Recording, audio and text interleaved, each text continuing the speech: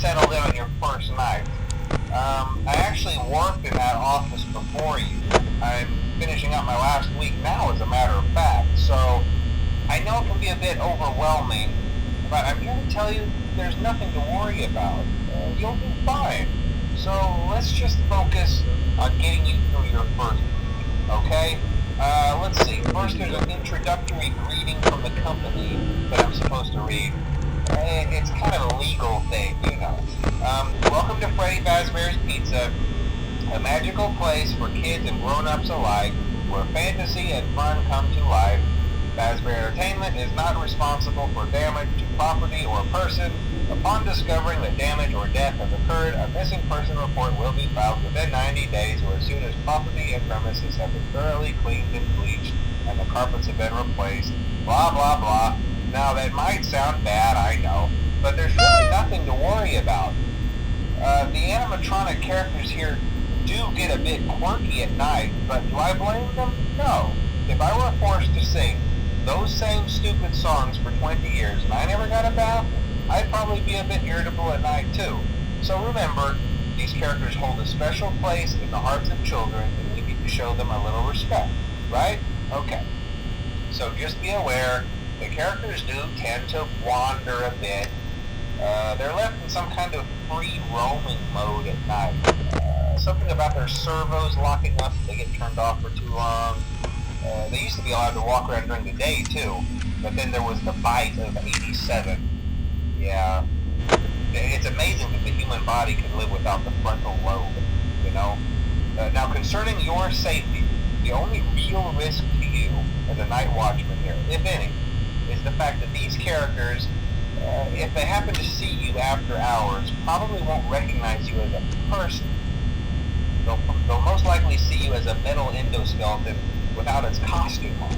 Now, since that's against the rules here at Freddy Fazbear's Pizza, they'll probably try to forcefully stuff you inside a Freddy Fazbear suit. Now, that wouldn't be so bad if the suits themselves weren't filled with cross beams, wires, and animatronic devices, especially around the facial area. So you can imagine how having your head forcefully pressed inside one of those could cause a bit of discomfort and death. The only parts of you that would likely see the light of day again would be your eyeballs and teeth that pop out the front of the mask. Yeah, they don't tell you these things when you sign up.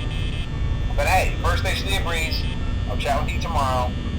Check those cameras and remember to close the doors only if absolutely necessary. Gotta conserve power. Alright, good night.